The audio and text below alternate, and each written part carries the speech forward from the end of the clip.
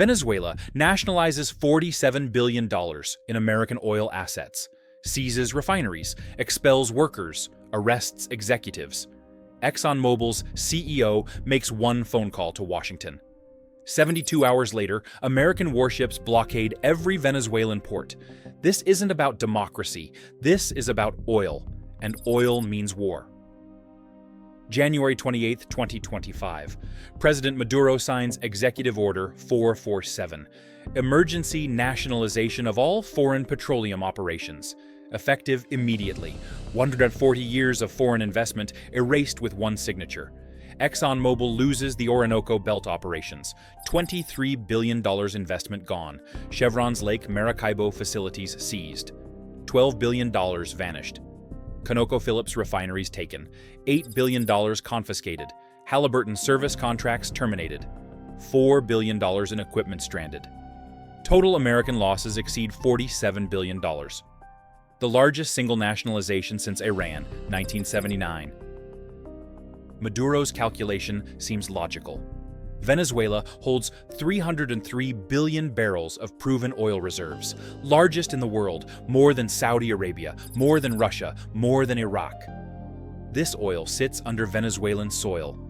Why should American corporations profit? Why shouldn't Venezuelans control their own resources? Nationalism sells domestically, especially when your economy collapsed. When inflation hits 400,000%. When people starve in streets, blame foreigners, seize their assets, declare victory. But Maduro forgets one critical detail. American corporations don't operate alone. They operate with American government backing. An American government doesn't negotiate when $47 billion gets stolen. It retaliates. ExxonMobil's CEO, Darren Woods, places a secure call to the Secretary of State at 9:47 p.m. Eastern Time. The conversation lasts 8 minutes. Words like theft, violation of international law, unacceptable precedent get used. But one phrase matters most. We need government action. Translation, we need the military. Secretary of State convenes emergency meeting for 6 a.m. next morning. By noon, options are on the president's desk. What's your stance? Type A if corporations shouldn't dictate military policy. Type B if protecting American investments abroad is legitimate. The American response doesn't come through diplomatic channels. It comes through the U.S. Navy. Southern Command receives execute authority at 2 p.m. on January 30th. Operation Petroleum Shield activates. Mission parameters are clear. Establish naval blockade of Venezuela. Prevent all oil exports. Strangle regime economically. Force return of seized assets. No invasion. No occupation. Just economic strangulation through naval power. USS Carl Vinson carrier strike group diverts from training exercises near Puerto Rico. 11 ships, 68 aircraft, 7,500 sailors. They arrive off Venezuelan coast at 11:00 p.m. on January 31st. Admiral Patricia Hayes commands from the carrier. Her orders are straightforward. Nothing enters Venezuelan ports. Nothing leaves. Any vessel attempting to violate blockade gets intercepted. Boarded if necessary. Sunk if they resist. International law allows blockades during armed conflicts. America just declared this an armed conflict without firing a shot. Venezuelan oil tanker Ayacucho attempts to run the blockade at 4:23 a.m., February 1st, loaded with 2 million barrels of crude bound for China. Value $180 million. American destroyer USS Porter intercepts 40 miles offshore. Radio warning broadcast on emergency frequencies. Stop engines. Prepare for boarding. The Ayacucho's captain ignores the warning, increases speed to 16 knots, thinks American warship won't actually shoot. He's wrong. The Porter's captain, following rules of engagement, fires a warning shot, 5-inch gun. The shell lands 200 yards ahead of the tanker. Water erupts in a 60-foot geyser. The message is unmistakable. Stop, or the next round hits your ship. The Ayacucho's captain cuts engines. American boarding team from the Coast Guard cutter Bernard C. Weber arrives via helicopter. 12 armed personnel. They take control of the tanker within minutes. No resistance, no casualties. The Ayacucho gets escorted to Guantanamo Bay. Its cargo becomes American property, legal seizure under maritime law. Venezuela just lost $180 million in one intercept. This blockade isn't symbolic, it's absolute. Within 48 hours, 17 Venezuelan oil tankers sit idle at Guantanamo Bay. Combined cargo, 34 million barrels. Value, $3.1 billion. Venezuela's primary revenue source just evaporated. No oil exports means no income. No income means no money for military, no money for government operations, no money for food imports. The regime faces economic death. Don't miss what comes next in this energy war. Hit that subscribe button now. Maduro responds with threats. Promises to sink American ships, vows to defend national sovereignty, orders military to attack the blockade. But Venezuelan Navy can't challenge American carrier strike group. They learned that lesson before. Any ship leaving port gets tracked. Any aggressive move gets countered. Venezuelan admirals aren't suicidal. They keep ships docked, safe, useless. China enters the equation on February 3rd. Beijing invested heavily in Venezuelan oil, $62 billion loaned since 2007. Repayment comes through oil shipments. Now those shipments stopped. China faces losing its entire investment. Chinese Foreign Ministry issues stern statement. Demands America lift blockade. Threatens unspecified consequences. Chinese tanker COSCO Brilliant challenges the blockade with destroyer escort. American response is surgical. USS Mississippi, a Virginia-class submarine, surfaces directly in the Chinese tanker's path. Message received.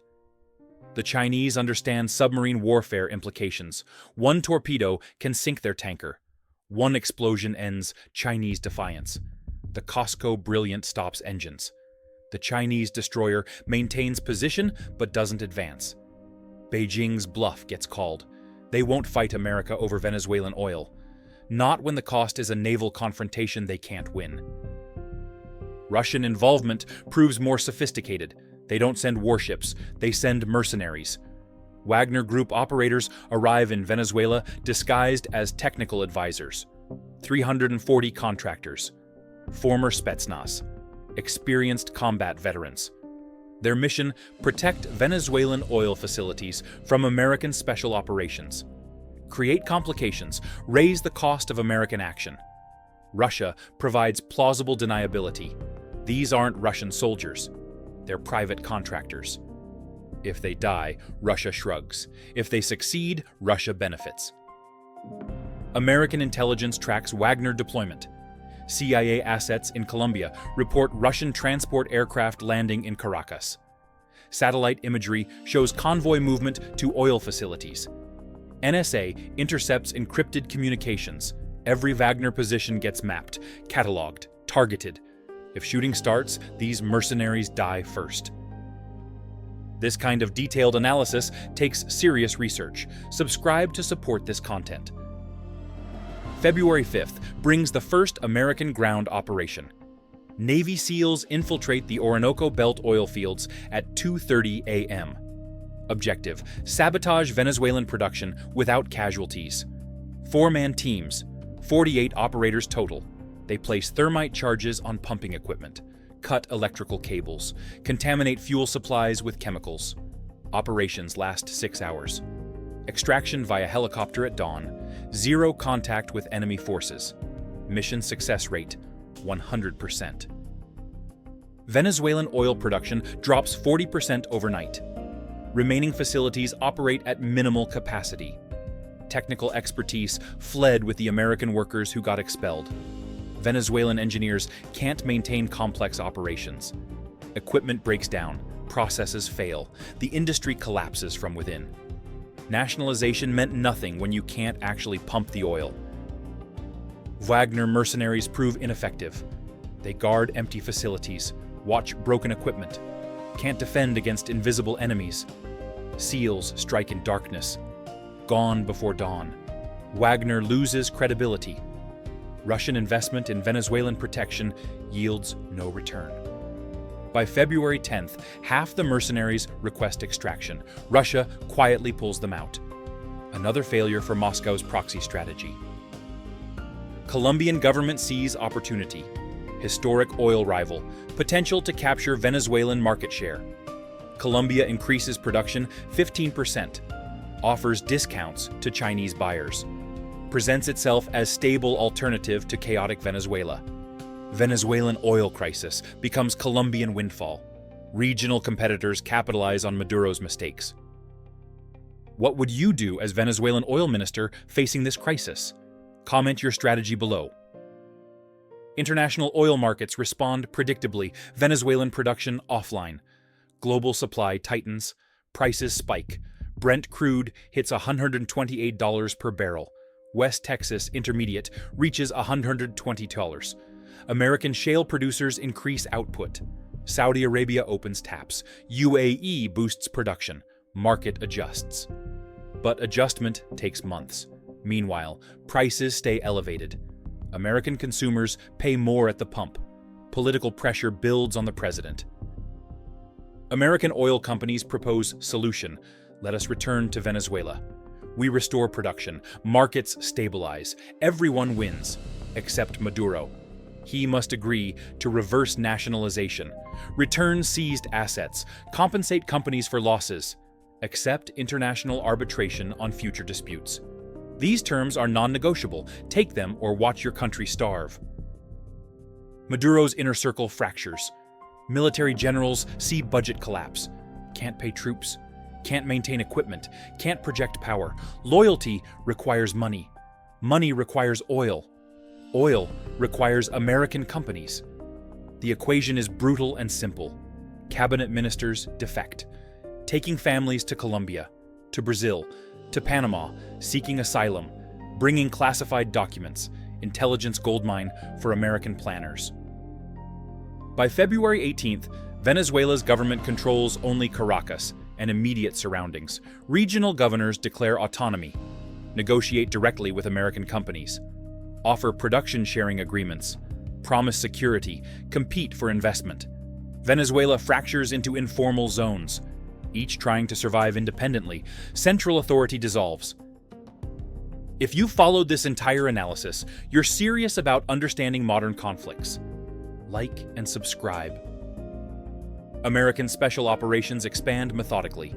Delta Force secures refineries in Maracaibo on February 22nd. Silent insertion at 3:15 a.m. 2 MH-47 Chinooks, 72 operators. They land adjacent to the refinery complex. Thermal imaging identifies 34 Venezuelan guards, most sleeping, others distracted. Delta neutralizes perimeter security in 4 minutes. Non-lethal where possible, lethal when necessary. 8 guards killed, 18 captured. 8 flee into darkness. The refinery falls without damaging critical infrastructure. By sunrise, American flags fly over the facility. Production resumes under Delta supervision. Rangers take Paraguaná Peninsula on February 24th. Harder target, larger defensive force, more complex terrain. 3 Ranger companies, 450 soldiers, air assault from C-130s, paratroopers dropping from 800 feet. Staggered drops across 6 landing zones, coordinated to overwhelm defenders. Venezuelan garrison numbers 880 troops. But they're unprepared. No warning, no intelligence, no time to organize resistance. Rangers secure the peninsula in 11 hours. Casualties, 14 Rangers wounded. 127 Venezuelan soldiers killed, 340 captured, 413 deserted during the battle. Paraguaná's refineries, ports, and storage facilities become American-controlled territory. Marine Force Recon occupies Puerto La Cruz on February 26th. Amphibious operation. USS Kearsarge launches 22 AAV-7 amphibious assault vehicles. They hit the beach at 5 a.m. No opposition. Venezuelan defenders abandoned positions during the night. Intelligence reports indicated Marine landing. Local commander decided survival beat heroism. His entire battalion retreated inland. Marines walk into empty facilities, secure oil terminals without firing a shot. Sometimes reputation wins battles before they start. These aren't invasions, not technically. Protection missions, securing critical infrastructure, preventing sabotage, creating facts on ground. When Venezuelan government eventually negotiates, American forces already control the assets. Possession equals 9/10 of leverage. Venezuelan military doesn't fight effectively, can't fight effectively. No fuel for vehicles means mechanized units sit idle. Tanks become stationary pillboxes. Armored personnel carriers rust in motor pools. No spare parts for aircraft means fighter jets stay grounded. Su-30s that cost $40 million each become hangar decorations. No ammunition for sustained combat means infantry carries 3 magazines per soldier. Maybe, sometimes 2, often 1. Resupply doesn't exist. Logistics collapsed with the economy. Soldiers desert daily. Some take weapons. Most just walk away. Officers defect weekly, bringing laptops, flash drives, intelligence documents, anything valuable to trade for asylum. General Staff negotiates surrender terms privately through intermediaries in Colombia.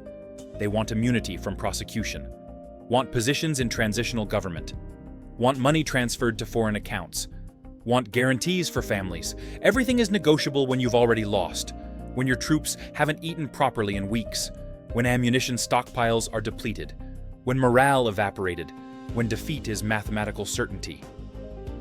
Professional soldiers understand when war is over, even if political leaders don't. Chinese government writes off their $62 billion investment. State media calls it lesson learned. Future investments will be more carefully evaluated. Translation: we trusted a socialist dictator and lost everything. Venezuelan collapse demonstrates risk of authoritarian partnerships. Even China's deep pockets have limits. Russian response is fury and impotence. They lost influence, lost contracts, lost face. But Russia can't project power to Caribbean, can't challenge American naval dominance in Western Hemisphere. Putin issues angry statements, meaningless threats, empty posturing. Venezuela proves Russia's limits, regional power pretending to be global player.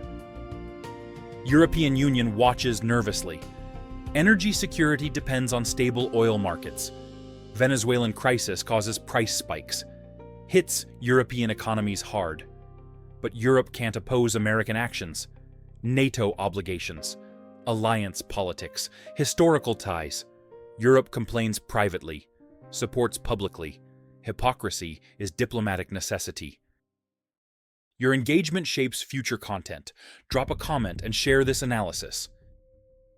March 2nd marks the turning point. Maduro announces temporary agreement with American oil companies, production resumes under joint management, assets returned to original owners, compensation payments structured over 10 years, international arbitration accepted, every demand met, every nationalization reversed. Maduro frames it as strategic victory. Everyone knows it's complete surrender. American companies return within days, bringing equipment, bringing expertise, bringing investment. Production ramps up, 800,000 barrels per day by March 15th, 1.4 million by April 1st, 2.2 million by May. Venezuela's oil industry returns to functionality under American management, exactly as it was before nationalization, except now with stricter contracts, better security, less Venezuelan sovereignty. The human cost tallies grimly. 840 Venezuelan civilians died from economic collapse, malnutrition, disease, medicine shortages, indirect casualties of war without battles. American casualties, 0. Not one soldier killed in combat, not one ship damaged, not one aircraft shot down. This is modern warfare. Economic strangulation, precision operations, overwhelming advantage, victory without traditional combat. Total economic impact exceeds $200 billion. Venezuela's GDP contracted 35% during the crisis. Government revenue collapsed 90%. Currency became worthless, savings evaporated, middle class destroyed. Poverty rate spiked to 87%. All because one dictator thought he could steal $47 billion from American corporations without consequences. Was this conflict justified? Did corporations have right to military protection?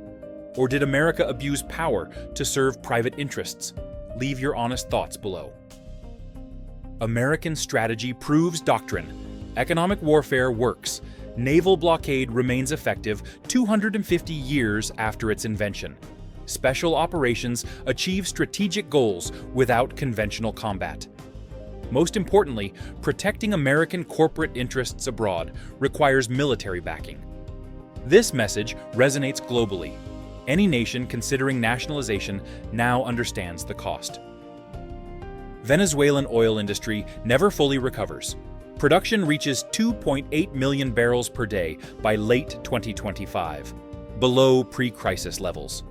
Below capacity, years of underinvestment, deferred maintenance, skilled worker losses.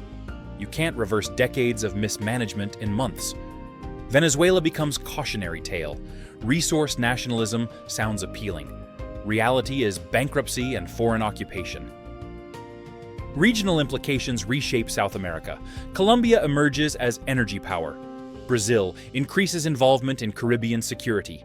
Cuba loses its primary sponsor. Nicaragua faces isolation. Pink-tide governments in Latin America moderate rhetoric. Nobody wants to be next Venezuela. American military demonstrated capability, demonstrated will, demonstrated that corporations matter more than regimes. To nations considering resource nationalism, understand this reality clearly. American companies operate with American government backing. Seizing assets triggers military response. Economic warfare, naval blockades, special operations, regime change if necessary. The choice is cooperation or destruction. There is no third option. Venezuela learned this lesson in blood and bankruptcy. 3 final questions for serious consideration. First, should governments have right to control natural resources within their borders? Second, do corporations deserve military protection for foreign investments? Third, where does national sovereignty end and economic reality begin? These questions don't have easy answers, but Venezuela's fate suggests military power writes the rules. Subscribe to explore more conflicts where economics and military force collide. Because in the modern world, oil isn't just energy, it's power, and power is worth fighting for.